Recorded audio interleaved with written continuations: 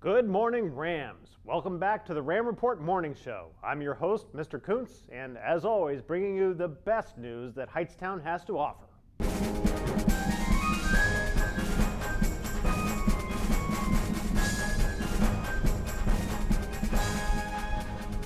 Well, the excitement is building here at Hightstown as the fall sports season is officially underway. When are the games and how can you watch them? Good questions, and Ram reporter Matthew Salter has the answers. Hightstown fall sports are back and all return to competition this week. Girls tennis, cross country, and field hockey have already played their first matches on Tuesday and Thursday. Today, girls soccer is on the road kicking off against Nottingham.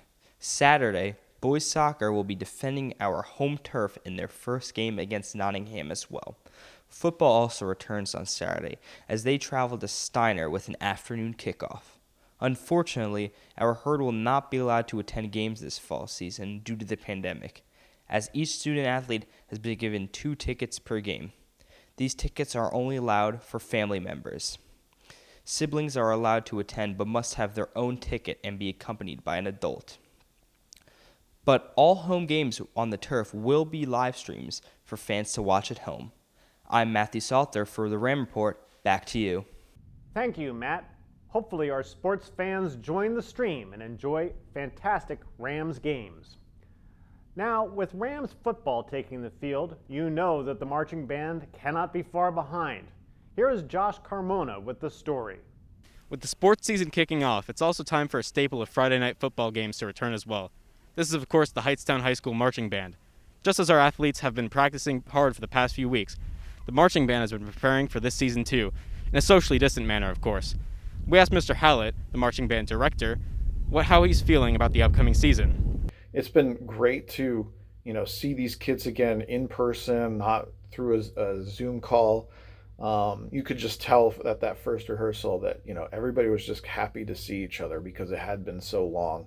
And we really have been, we really weren't sure if this was even going to happen for this season. So we're very thankful for the school board and the superintendent for allowing us to rehearse. It's hard to imagine what a football season or even a single game without the marching band would be like.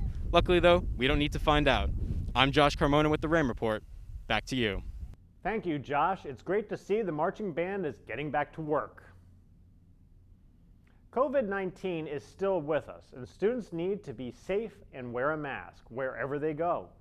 But if you have to wear a mask, why not wear one that supports the HHS cheerleading team? Tilak Patel reports on the cheer team's very current fundraiser. Starting September 22nd, the Hightstown Ram cheerleading team announced that they'll be selling masks as a fundraiser for the team. The fundraiser is set to end on October 4, with masks being sold at $12 for each and $20 for 2. I'm Tilak Patel from Ram Report. Back to you in the studio. Thank you, Tilak. Looking forward to seeing folks represent Hightstown cheerleading wherever they go with these awesome masks. The season of frights is upon us, and I'm not talking about election season. With Halloween slowly creeping up on us, the question is how Halloween traditions will be affected by the pandemic. Here's Parker Bennick with the story. It's the first Rim Report of October, and you know what that means. Halloween is right around the corner, but you should probably wait on buying or making your costume for a little bit, as we don't even know if traditional Halloween activities are going to be allowed this year. Trick-or-treating, haunted houses, and parties, as per CDC recommendations, are strongly discouraged this year, as it could be at a very high risk of spreading the coronavirus. However, around East Windsor and Hightstown, you can still see houses popping up with decorations in the Halloween spirit.